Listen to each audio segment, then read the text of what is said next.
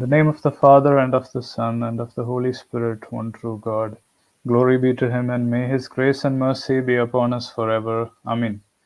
Good morning, good evening, Shlomo, Namaskaram to all our followers, well-wishers, and viewers who are joining us today. Welcome all of you to another live session from Urho the Way. Today we welcome back our dear esteemed guest, Father Dr. Iskandar Sharbel Bcheiry, whom we had with us 2 months back to talk about more Philoxenos of Marburg and his special relationship with Tūrḥabdīn. So today, Father Sharbel is here with us again to talk about the sacred geography of Tūrḥabdīn. The Tūrḥabdīn, if our viewers don't know, is this region in southeastern Turkey, which is very important to the Syriac Orthodox Church in terms of its history and spiritual impact that it has had in our history. And it's the location of many of our most ancient monasteries, churches, etc. And many of our dear saints have also been part of the history of that place. So we'll start out. I'll give you a little bit of background again about Father Sharbel. He is currently the metadata editor at ATLA. He holds a PhD in church history from the Pontifical Oriental Institute in Rome and another PhD in world Christianity and global missions, Christian Muslim studies from the Lutheran School of Theology in Chicago. Father Sharbel has also published numerous articles on the history of Syriac Christianity and catalogued several collections of Syriac and Arabic manuscripts. He is a pioneer in studying and publishing an extensive collection of historical registers of church records, such as records of ecclesiastic ordinations, endowments, sacred places, and patriarchal annual dues. His current projects include surveying and mapping Syriac settlements and sacred places in southeast Turkey. He is also a Syriac Orthodox priest. He serves the St. Ephraim Syriac Orthodox Church in Chicago in the US. And let's all welcome Father Sharbel to Urho the Way. Barakmor Abuna. And before we start, I would also like to remind all of you watching that you can post your questions in the comments on Facebook or YouTube, and we will discuss them at the end of Abuna's presentation. Go ahead, Abuna. Barakmor. Thank you, Maren, for your generous introduction, and thank you for your hard work and all the team working for Urho and spreading the history of the tradition of the Syriac Orthodox Church. And thanks also everybody who is present with us listening to this presentation. If remembering is one of the most important acts we do in our religious experience to reconnect with what is dear to us, then sacred places are also included in this memory. The sacred place expresses the meeting between here and there, the present and the past, and between the individual and the group. Just as the narrations of the lives of saints express the community's concerns, needs, hopes, and challenges, the same applies to the stories or biographies of selecting, establishing, and living in or around holy places. With these opening words, I would like to reflect in my presentation on sacred places as monasteries, churches, and grottos, or holy landscapes such as rivers, hills, and landmarks, even animals in the Tūrḥabdīn region in southeast Turkey. My reflection on this topic is not much based on the archaeological and architectural aspect of the sacred places in Tūrḥabdīn, but rather the main focus will be on how the holy sites and landscapes were connected and imprinted with social, religious, political, and monastic memory. The approach of this presentation will be based on a selection of accounts of local saints' lives, as well as on a survey report from the late 19th century, which surveyed the sacred places as well as the villages in Tūrʿabdīn. Now, before we start this focusing on these sources, I would like first to begin with the geographical of Tūrʿabdīn, where it is located. And in front of you, you see a map. Maren, am I sharing the map, right? Yeah, we can see it. Okay, now you see the map. This is the Middle East here, Turkey, Syria, Iraq, Iran. We will focus on it. This is southeast Turkey, or southeast the Anadolu, north Syria, Iraq. We'll focus more Mardin, where was the residence of the patriarch for more than 700 years, Mardin, and east in this corner is the geography or the region of Tūrʿabdīn, which I highlighted by blue line. And what you will see here with those yellow and blue dots, those are, the blue is the monasteries and the yellow are the settlements, the villages. Tūrʿabdīn region, located in southeast Turkey, in this corner here exactly.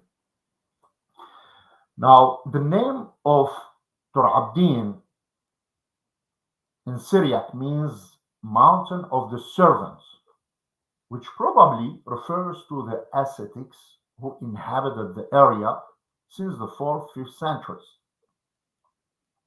We can define the geographical border of Tūrʿabdīn with the following. The north here, Hassan Kef, here, the north, east and south, north, east and south border of Tūrʿabdīn were identical with the Persian-Roman frontier. North, east, south, this was the Persian-Roman border. And this is the border of Tūrʿabdīn. From the north, we have the river of Tigris, and south, the hills of Mount Isla, and Nisipin is located here. The border followed the river, the Tigris River, from the north, eastwards and southward through a canyon. This is the Tigris River going south to its meeting with a branch. This is a small river branch from the Tigris going south, a little bit west, while the Tigris flowing to the north, to the east. If you notice here, there is a deep canyon. This was the border of Tūrʿabdīn from the east, and the Persian garrison were located here, while the Roman garrison were located on the other side of this canyon. And the border continues south, and here you see the mountain, the southern mountain of Tūrʿabdīn, or Mount Isla. The Roman garrison were located at the top, the summit of the mountain, where this line runs, and the Persians were in control. They were controlling the plain with presence at the hill, the bottom of the hill, or the hills in front of the summit. Means the Persian army could reach this area while the Roman controlling the high position of the mountain. Then the border of Tūrʿabdīn will run from this location north of Nizibi, will run north, passing in this canyon,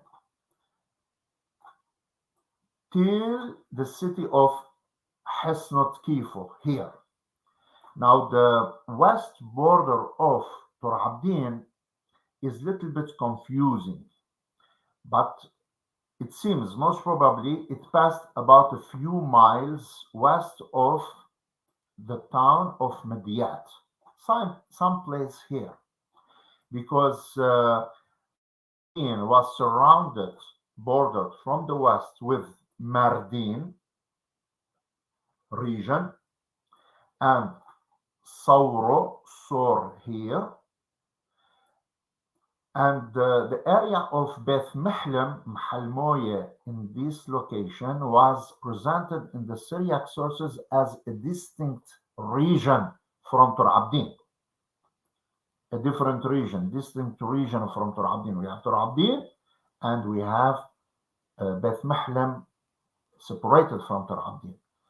This is just an idea about the border of Tūrʿabdīn. And what you see now here, those dots are, let's say, half of the locations, settlements that they were inhabited by Syriac in this region, and the blue dots represent half of the monastery that they were represented in this region. It's just to give you an idea about the importance of Tūrʿabdīn as a place where many churches and monasteries found. Small comparison to the north of Tūrʿabdīn in this region here. This region, it's called Bcheiry, and here Gharzan, which were in antiquity known as Arzun. Now, in Bcheiry, they had one famous monastery, the monastery of Murqriakos. And historically, they had like 2-3 other monasteries located in this area. In Gharzan here, they had one monastery, Urho, and in the history, another one too. The same thing regarding Sa'art region, 2-3 Syriac Orthodox monasteries. Lige and Sylvan, they had at the end of 19th century 3 monasteries, and during the Middle Age there were another 2 monasteries. It means we are talking about 5-6 monasteries in this region here. But see Tūrʿabdīn, how many? And those blue signs that represent monastery are half of what there was even before. This is the reason maybe they call Tūrʿabdīn as Tūrʿabdīn, the mountain of the monks, or the mountain of the ascetics, or the mountains of the worshippers. The center of the bishopric of Tūrʿabdīn was the village of here. Then the monastery of Qartmin, which is Mor Gabriel, became the center of the bishopric. At the end of the 11th century, the diocese of Tūrʿabdīn was divided between and the monastery of Qartmin.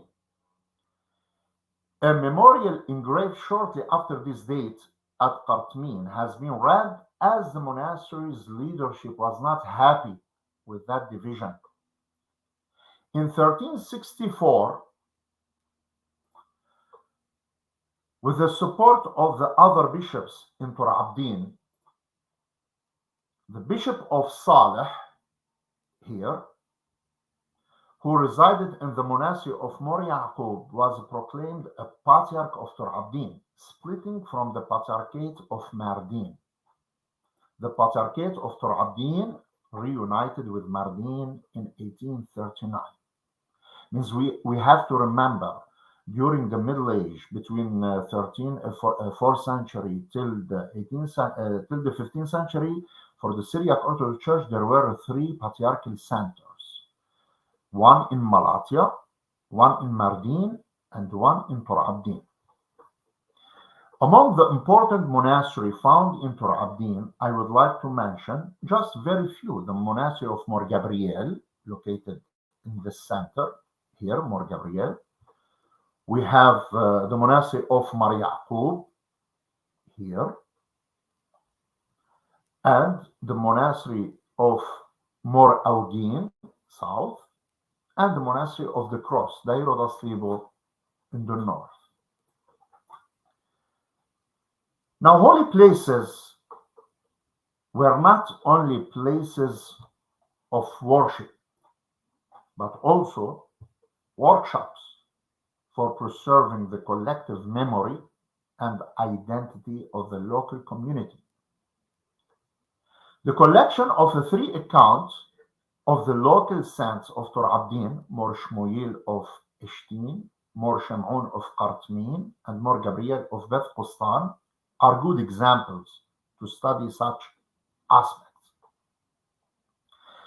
The accounts of these three saints were found in a few Syriac manuscripts. Most importantly, the Syriac manuscript found in the monastery of Deir es-Suryan in Egypt, and then bought by the British Library in 1847. This manuscript is written in two distinct hands at different times. The older part of the manuscript goes back to around the 11th or 12th centuries, while the second part of the manuscript goes back to the 13th or 14th century. There are many interesting details in the compositions of these three saints' lives. However, my focus will be on some literary elements in these narratives, which were used to emphasize the legacy and prestige of a sacred place, which is the monastery of Qartmin, and by doing so, asserting its authority in Tūrʿabdīn. The account of Mor Shmuel means we will reflect on the sacred places through hagiography. What the life of saints tell us about a sacred place, church or monastery. The account of Mor Shmuel, the founder of the monastery of Qartmin, Dairud Mor Gabriel, situates the establishment of sacred places, particularly Qartmin, within a landscape contested between the Romans and the Persians. The monastery and its saints suffered, as did the region's people and the Roman garrisons' positions along the border with Persia. They were the target of the Persians' attacks, who twice burned the monastery and its library. Now, if the Roman military garrisons were steadfast in the face of the Persians, the monastery of Qartmin was also a center of spiritual resistance to the pagan Zoroastrians.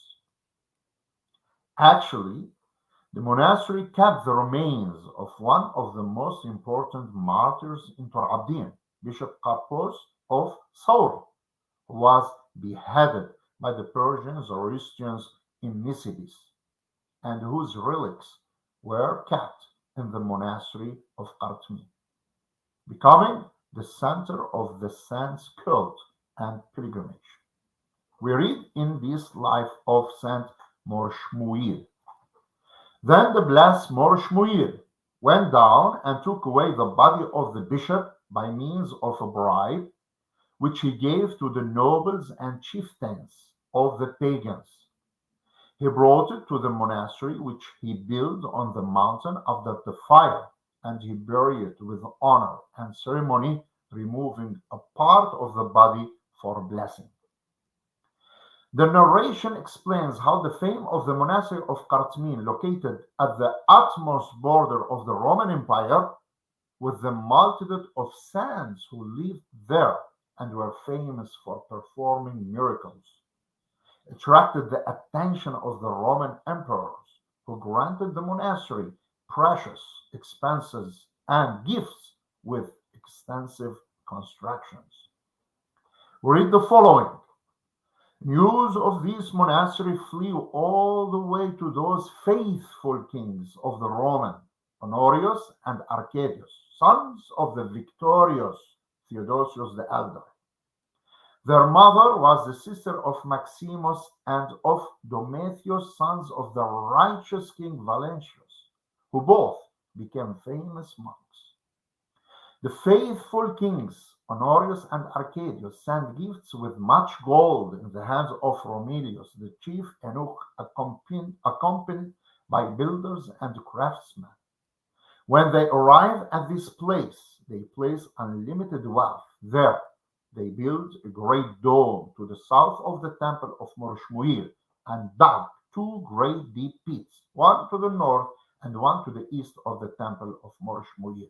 Give attention to this expression, victorious, righteous, faithful, describing the kings. Therefore, the monastery became an important religious center for political power in the capital of the Roman Empire. We read in the same story.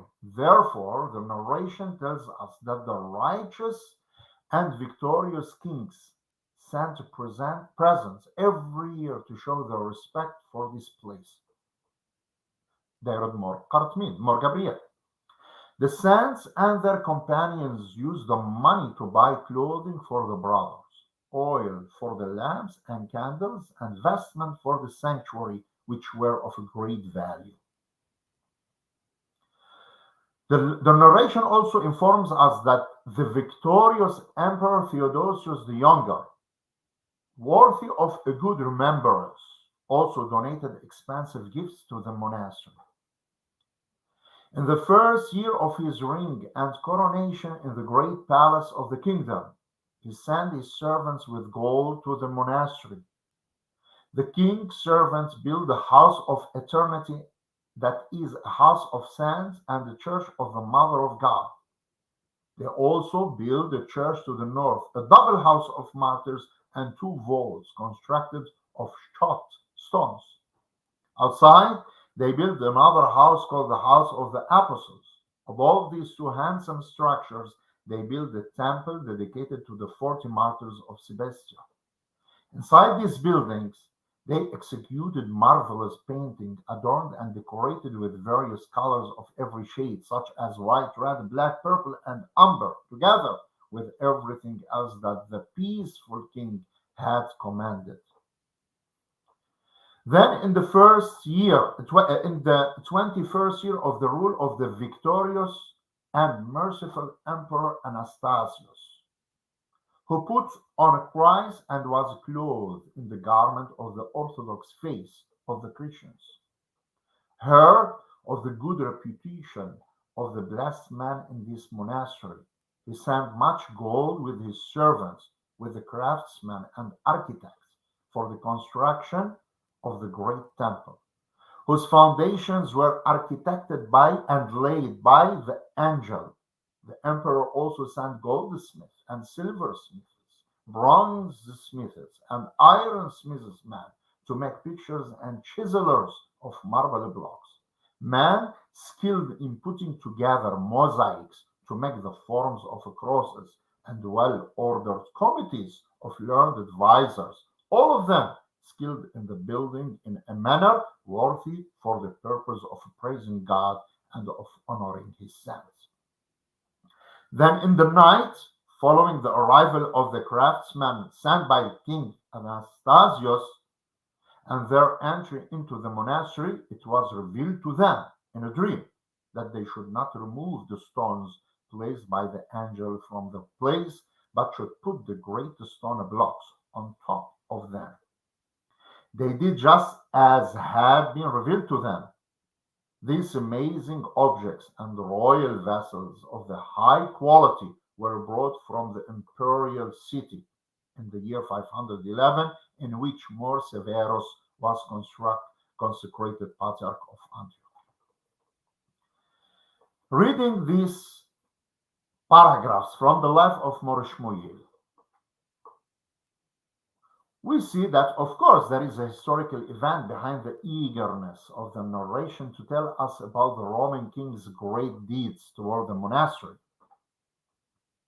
However, presenting the Roman kings with the qualities of faithfulness, victoriousness, righteousness, orthodoxy, and worth of good remembrance, intends to emphasize the legacy of the monastery of Ṭūrʿabdīn in connection with imperial orthodoxy, between two brackets, non-Chalcedonian. Like many other Syriac historical compositions, Emperor Justine's was his reign was a turning point in the church-state relation from the point of the view of non-Chalcedonian churches. Justin or Justinian I banished the non-Chalcedonian prelates from their episcopal sees and monks from their monasteries.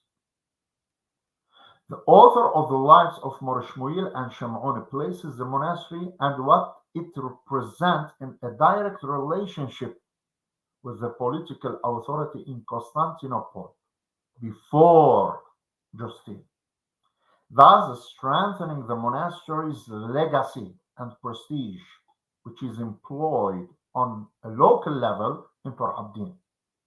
In other words, the author employed the core of some genuine events in embellished narrations to secure privileges for his monastery, justify its authority, and emphasize its role in the community life in Tūrʿabdīn. In addition, this collection of saints' life imprints monastic and sacred memories on the landscape by explaining the meaning of the names of certain sites or the origin of certain objects and their importance. For example, the life of Mor Shmuel explains why a certain river in the region is called the stinking or smelly river, Nahro Sario. It tells us that in 576 the Persians invaded the land of Syria and took many captives from the territory of the Romans. The captives were assembled in Nisibis. They were almost 300,000 men, women, and children. From this number, the king selected 2,000 young virgins outstanding for their beauty to be sent as a gift to the barbarian kings on his borders. Those young women thought how they might avoid being stained by the filthy violence of the barbarians. They committed themselves to Christ, and they did not lose the faith of the Christians. And when the Persians were 2 days' march beyond Nisibis, the young women came upon a river. There they made the sign of the cross 3 times. They drowned themselves, unnoticed by any of their captors. They drowned themselves in the river. And the author of the life of Mor Shmuel comments saying, since then this river has been called Nahro Sario, stinking or smelly river, up to the present day. We have to be we have to remember this statement every time he will explain etymologically certain sites in the landscape, up to the present day. Like the monk, the author, is explaining objects, places, their names, the meaning of their names, by giving the original and their story in the past. Another example is the explanation of why the monastery of Mar Abai was called by this name. Why the monastery of Mor Abai called Mor Abai. And I'm using here the English translation of Andrew Palmer of the 3 Lives of this Saint. We read the following. Later, Mor Shmuel left that place and went to live on the summit of a steep mountain, which is called in Persian Amrin, which overlooks Nisibis from the northeast. The saint lived there alone for 3 years, and then many people came and lived there together with him. These men were so impressed by his presence and held him in such honor that they did not dare to ask him, what is your name? Instead, they called him Father, and each of them, when they conversed with him one by one, called him my Father. For this reason, this monastery is called Mor Abai, Ob, Abi. my father, to this day. He concludes by saying, to this day. Means the monk is explaining why this monastery named Morabai,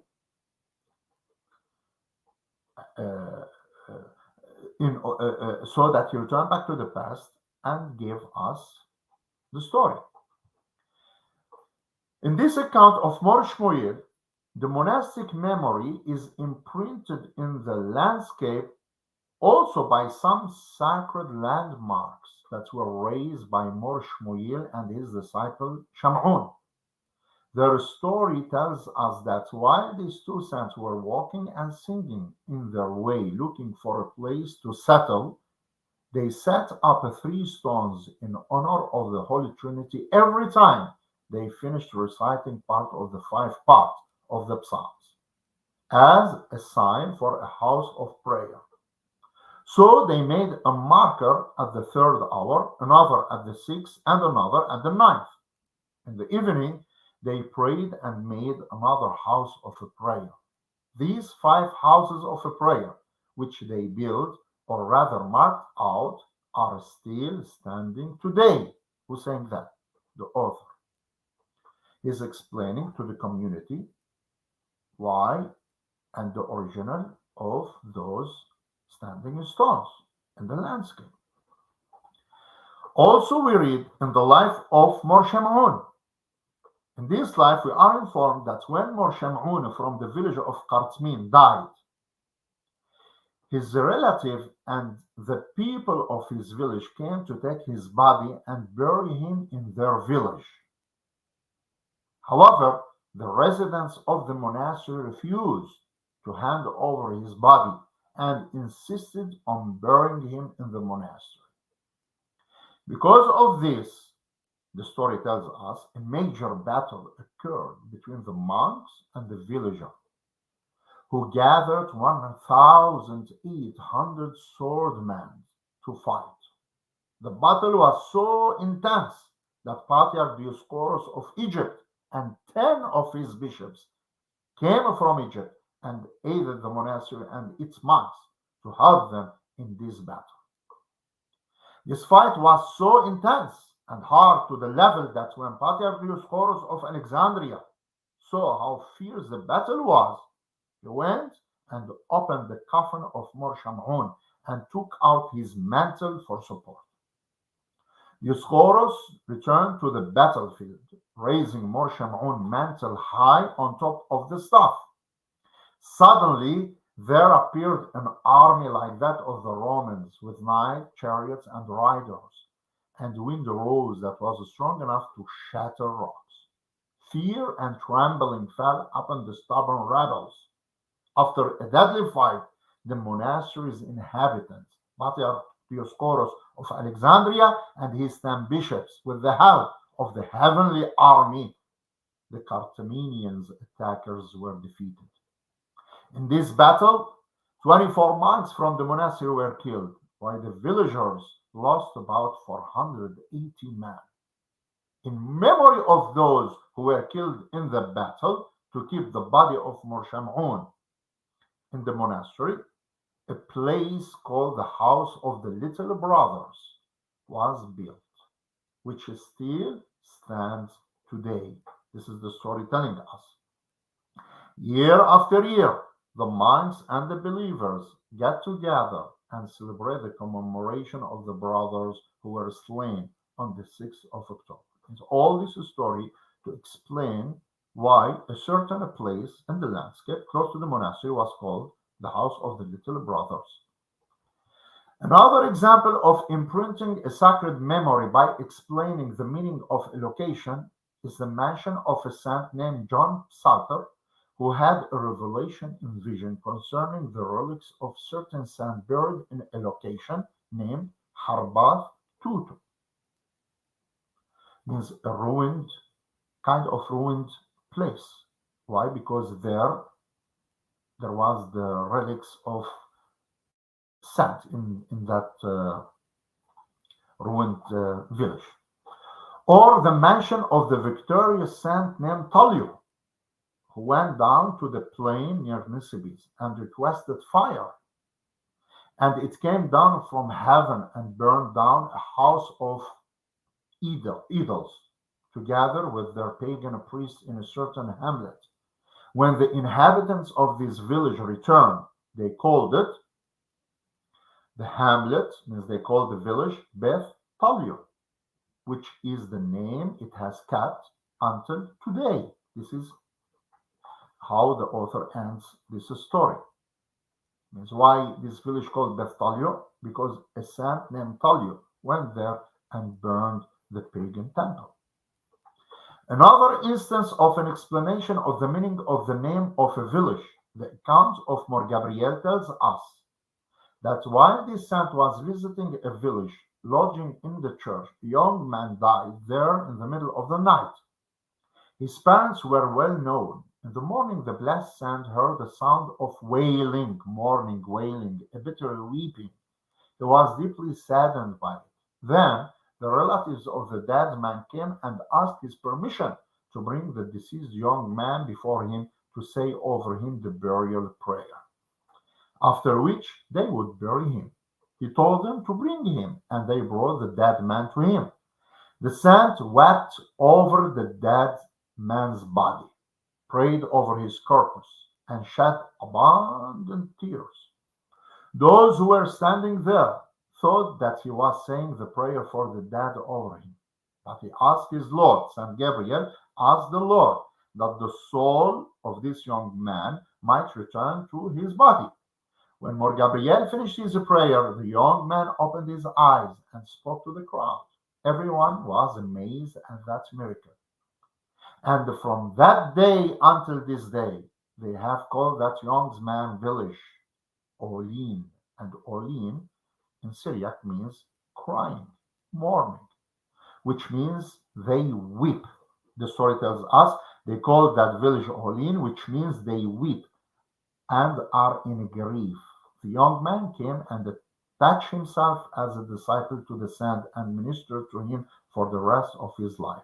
He became a perfect monk. They imprinted a monastic memory even on that village and in the meaning of the village name itself.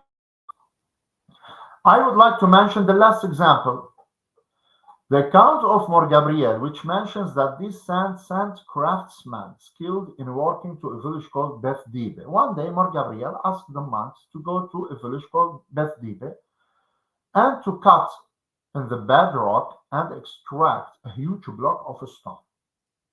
The finished white block of stone was ready at the end of the 7 years. It was placed on an ox wagon and carried to the monastery, passing valleys, passing mountains, passing hills. At the end, they arrived near the monastery. God endowed those oxen with mighty strength, and they dragged successfully the big block stone and brought it to the monastery. But when this block stone reached the bottom of the hill near the monastery, means maybe they needed only 1 mile to be inside the monastery, the oxen could not pull it any further because of its great weight. Thus, it came about that all the monks and the brotherhood were required to go and help on the slope up to the monastery to push the block to the monastery. But still, it was difficult.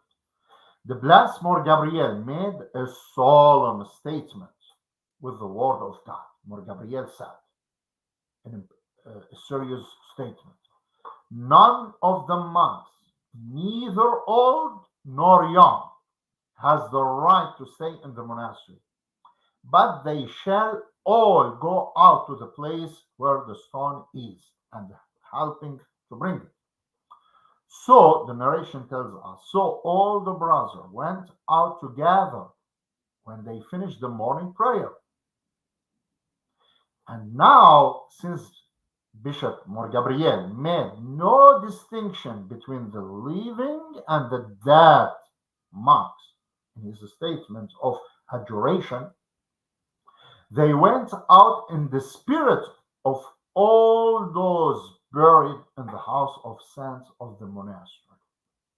But the brother could not see them After helping the monks pull the block of stone inside the monastery, the spirits of the dead saints, the monks who died, thousands of them, at the request of Mor Gabriel, went back again to their place of rest that same day. And, and the teams of oxen that had pulled the wagon died immediately after they brought the block into the monastery and were buried right under the stone.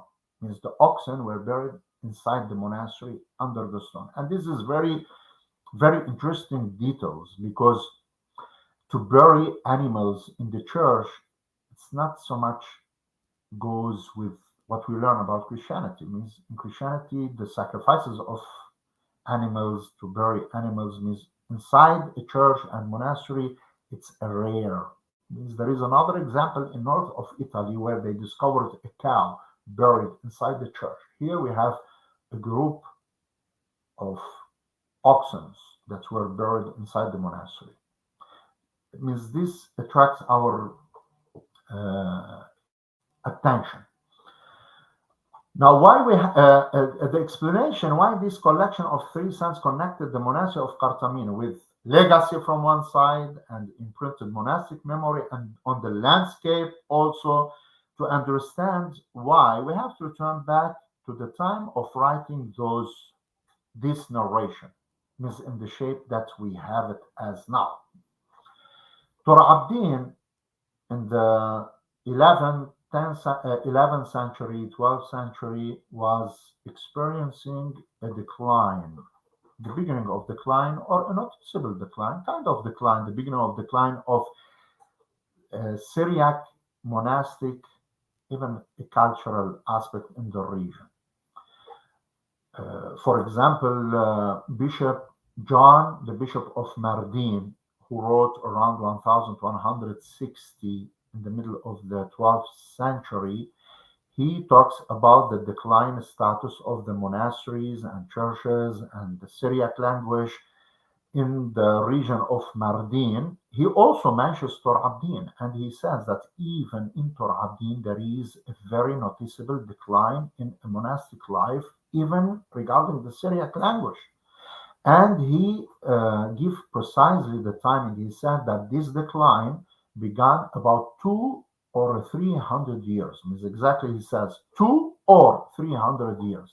Now he was writing in 1111, the middle of the 12th century. If you want to return back 200, 300 years before, as the beginning of decline, means we are talking about decline that started in 950 in the 10th century, middle of the 10th century, 11th century, means there is a decline.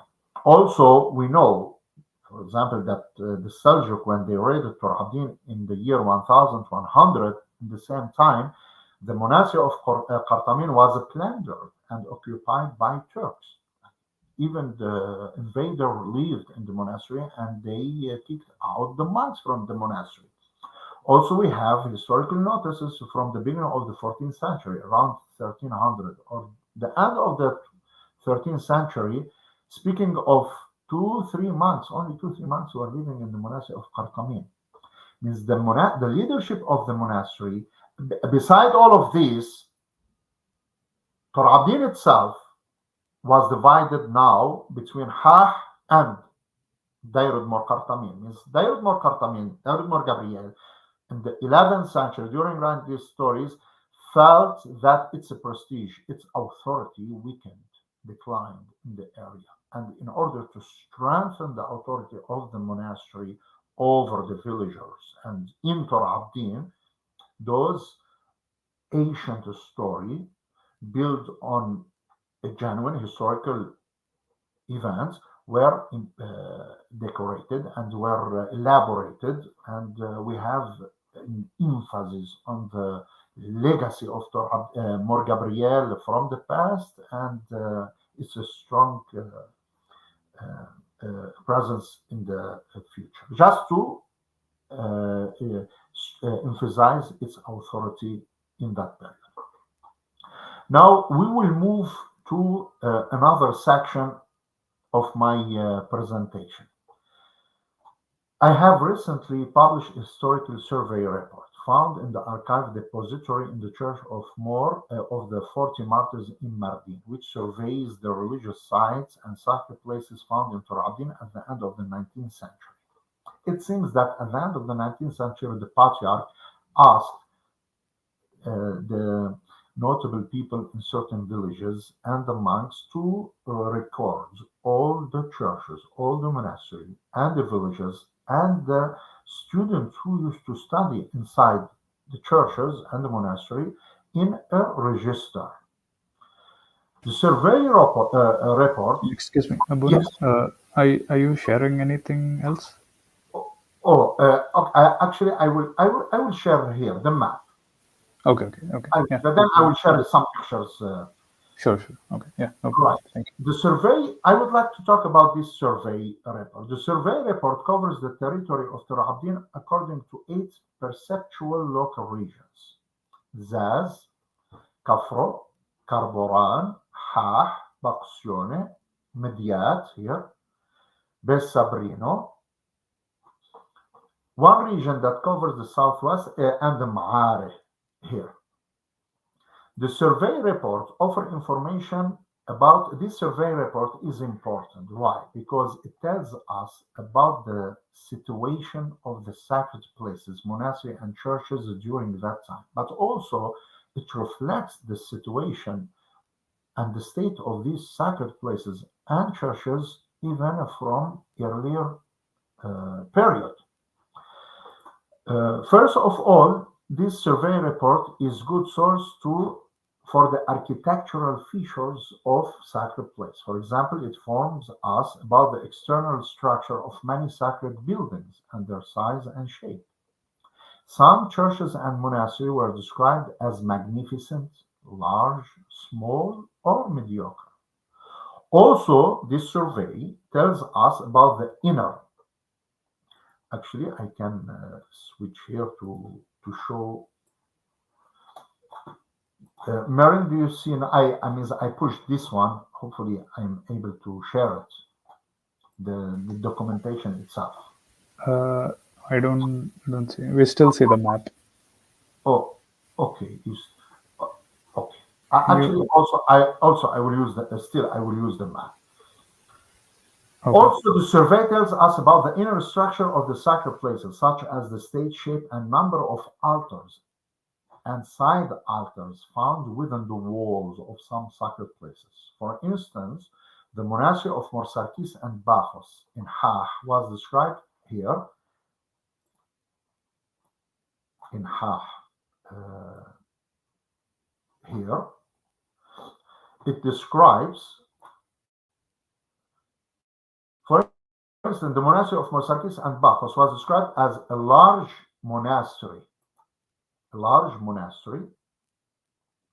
that comprises around 40 chambers, which only 10 chambers remained and the rest are in ruins. The altar which stands above the tomb is not ruined, and there we celebrate the Eucharist.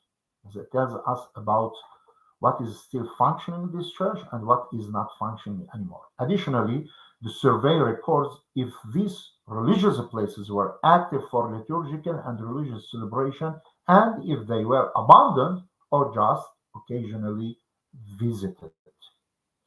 The survey is a source for the toponymy of sacred places, the meaning of the names or the names of the sacred places, which provides unique insight into Ṭūrʿabdīn history and culture.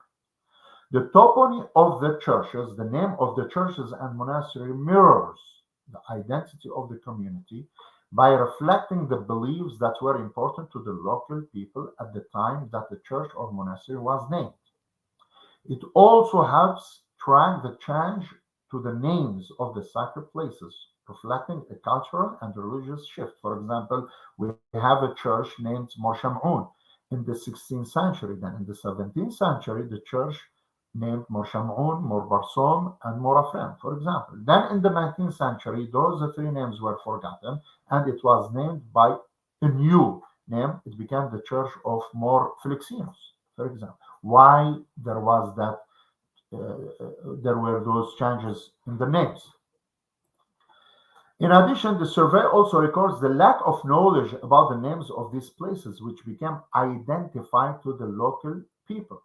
If we look in the map here, the people, the registrars who made that record, they were not even able to name to know the name of certain villages or the name of the churches or the names even of some monasteries. Means we have discontinuity in the memory. Imagine the local people, they forgot, they don't know the name of certain monastery and churches in or around their village. Means we have a discontinuity in the memory. The survey, it shows also, this survey, that the most common sense name dedicated to a religious building, if we do statistic and we see the frequency of the names, we see that the most common sense name dedicated to a religious building is the name of Saint Mary. We have in this record, I'm talking about this list, this survey report from the 19th century, we have 24 churches were named after Saint Mary. 15 churches were named after Moshe 12 churches were named after Marchmuni, and 12 churches after Mor Georgis, and 11 churches after Mor Barson. While, for example, Mary Magdalene, one church, Flixinos, 2, 3, 4 places. Why is that? This also reflects the importance of those saints among the local people. Some sacred places were dedicated to other female saints. It's interesting to see which churches and monasteries were dedicated to female saints, such as Saint Shmuni, Mary Magdalene, Saint Barbara, Saint Juliana, Febronia of Nisibis, and Hilary. However, most of the places of worship are dedicated to male saints. In the following, I have the table, but I won't be able actually to show it here. It shows the frequency of the names. Also, this survey report is a tool that helps us to measure the demographical change and distribution of the Syriac Christian community in Ṭūrḥabdīn at a regional level, as well as at a particular location and settlement. The total number of priests, monks, deacons, and papas found serving and learning in certain sacred places help us predict that place's significance and role in the community's life. For example, if a village has 30 students studying in a church, and in the same village there are 6, 7 churches and 2, 3 monasteries, means it shows the importance and the size from the demographical aspect of that village, of that community. In addition, the report shows that many settlements were partially or entirely inhabited by Muslims at the time of conducting this survey. The reporters, those who conducted the survey, they marked the villages inhabited by Muslims completely or partially. Means, let's say in the Middle Ages you have a Syriac Christian village, but in the 19th century there was a demographical change and it became populated partially or mainly by Muslims, but still there are churches. In this register, they recorded the name of the churches or the existence of churches, but they marked in this record the letter T, Ta. In Syriac, Ta Yoyo means Muslim, means there are churches, there are monasteries, but the inhabitants are Muslims.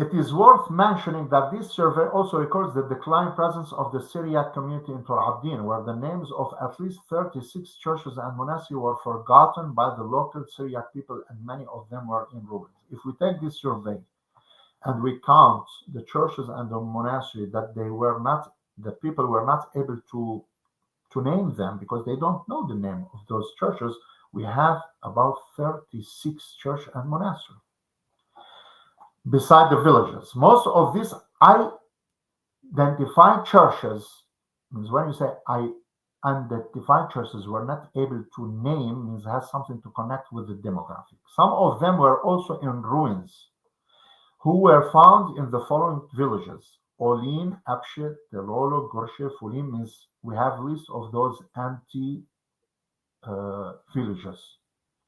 Now this is the map in front of us.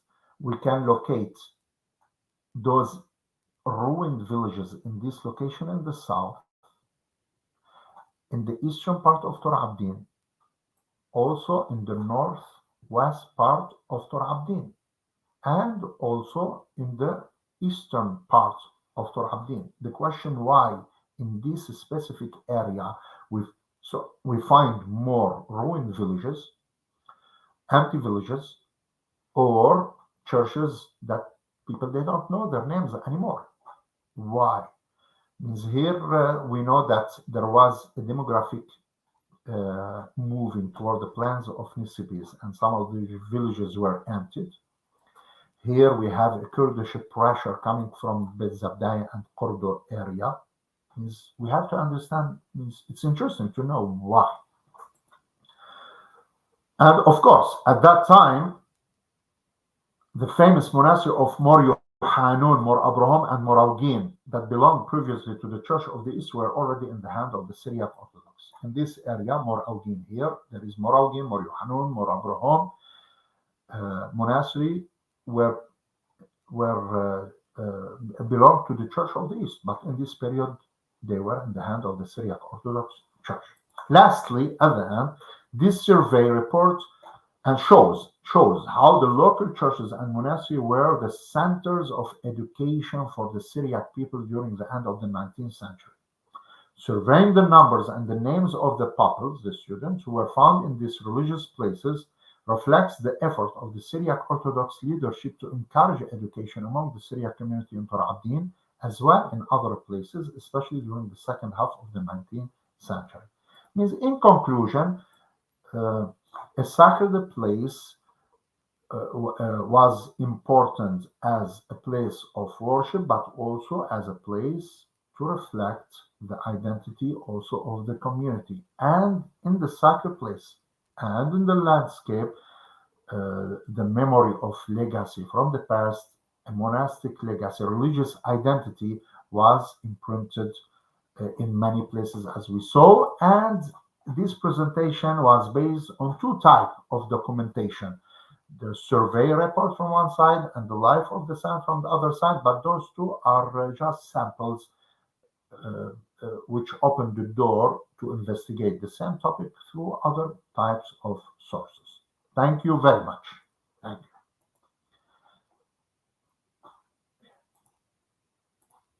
Thank you, Mary. Thank you, Abuna.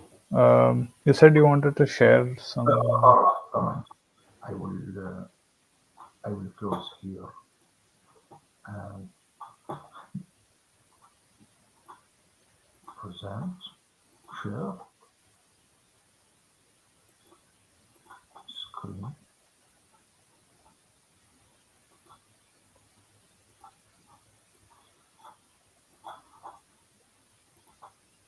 Okay.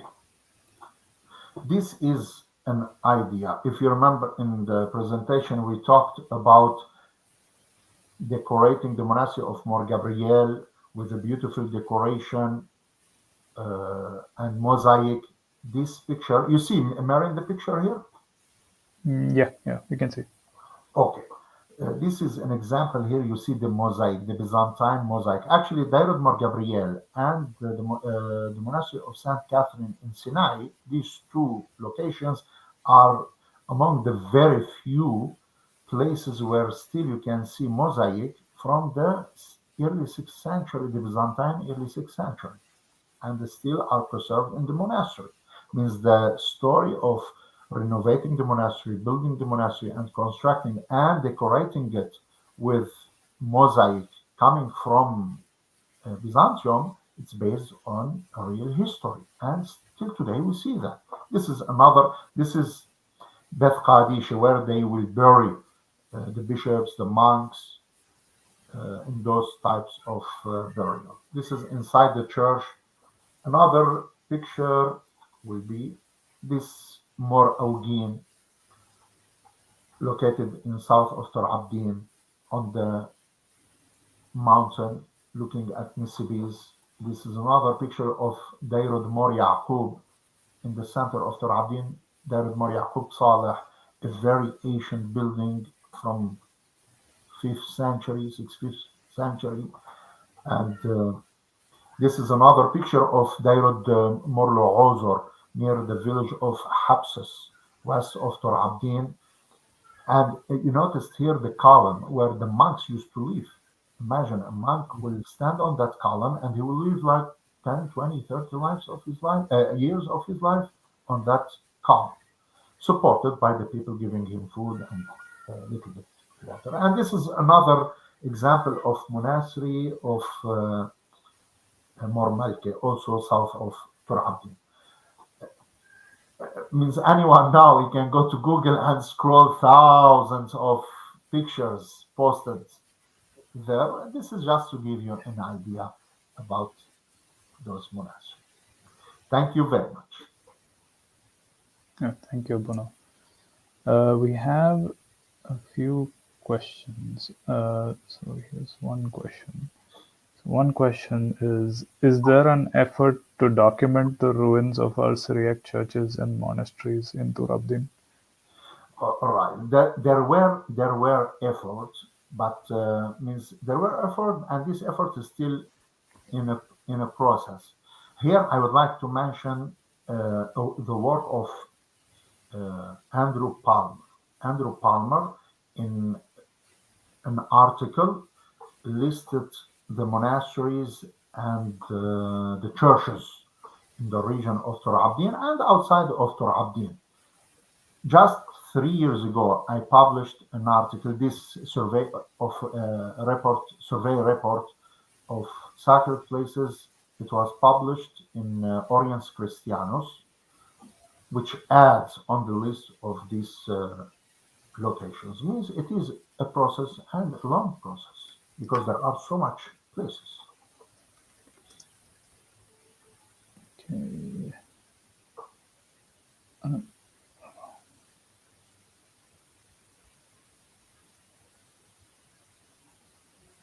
Okay. Another question is, you mentioned a survey of these locations. Is that survey published anywhere? All right. It was, means I published in Oriens Christianus 3 years ago. Last year. It was published last year, 2000. The days and the years are passing quickly that we are confused which year. Yeah, last year, 2023, in the journal Oriens Christianus, 2023, this survey was published there with the original pictures of the documentation. Okay. Yeah. Go ahead. So yeah, we can post the name of the article. I'll put it in the comments of the video so that anyone can find it. Yeah, sure. Okay, I think that's it. So I had a question. So these locations, how many of these are still being used by the people there now? I have to return back to that map. Means. Not so much. Means most of the villages emptied. We have the last 10 years there is efforts to return back to Tūrḥabdīn from Europe, and some people start to build and rebuild their villages and to renovate their churches. And some of those churches were abandoned, but now they are in some way active. But if we are talking percentage, very few of what there was in the past. Very few, but still, means we are talking about 7 active monasteries, real active monasteries. Moralki, we have a monk living there. Mor Gabriel, very active. Dairud Mor Yaqub Saleh, active. Mor Malki, active. Means just a few monasteries. Yeah, there is no comparison. There is no. We can't do a comparison between now and the past. Yeah, just a few nowadays.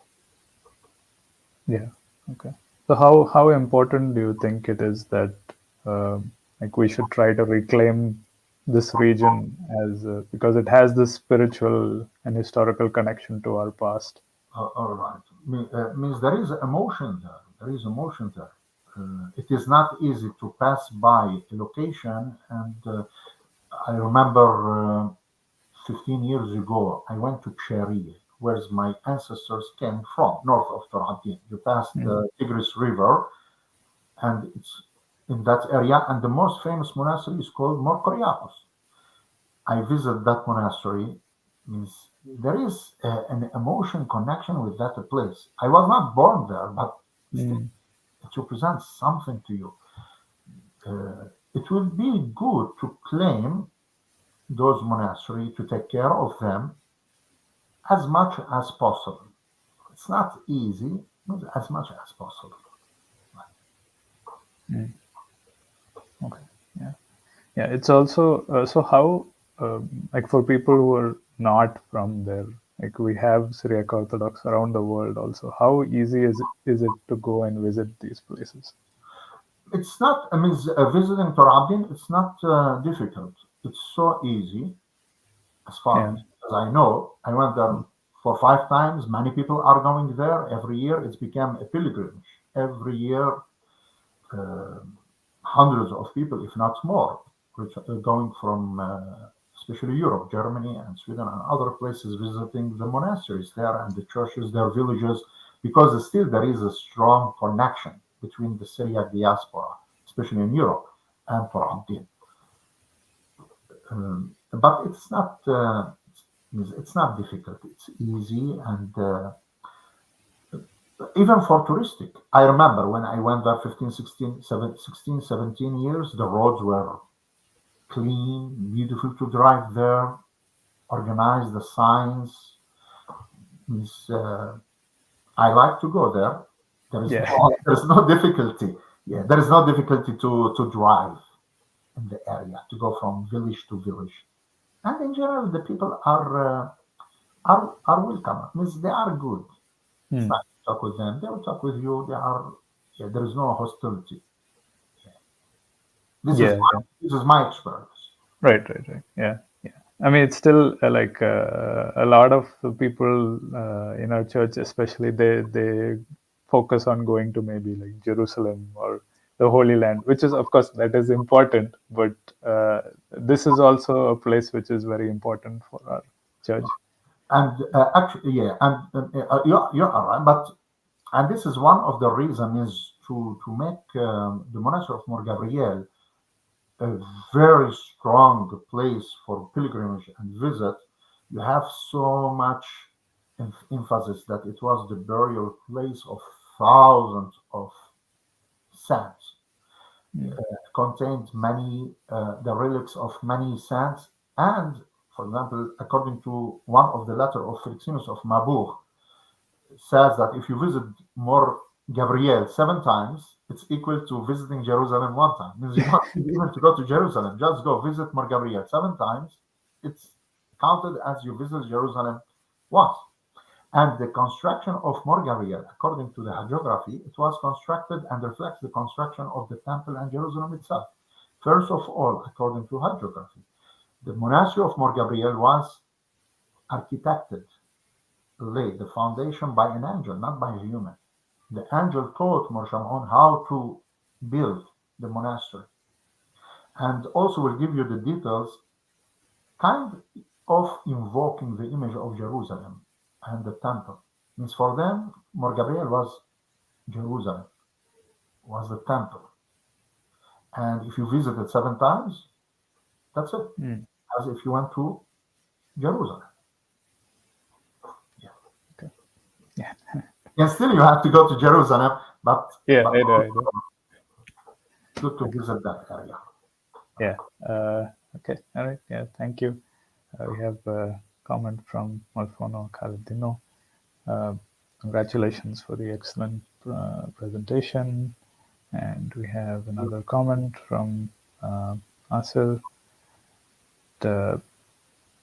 I think this is the same place, right? That you said. Grandmother came from Sharia during Saifa. This is Yeah, I would like to know, means I have interest to know the genealogy of the people, and sometimes studying the archives, the ordination, the baptism record, and other records. It helps us to build the genealogy of the people. Hmm. And his grandmother came from Syria, Brother Nasser Abdin. It's no, the story there. Sure. Okay. Yeah. Right. Anyway, yeah. Thank you so much for this very interesting presentation, No, Abuna. thank you. It's yeah. We are also live streaming this on the Syriac Orthodox Churches and Monasteries Facebook page. So people there also have an interest in this region and in the history of this place, and it matters a lot to them. So this is a very important work that you're doing, Abuna. Thank you so much for your Thank work. you, Mary. God bless you. God bless you. Right, yeah, yeah, and yeah, thank you everyone for joining us today, and we'll be back with another session on Urho the Way soon. And take care, all of you, and yeah, we'll see you soon. Thank Thank you. you. Thank you, Abuna.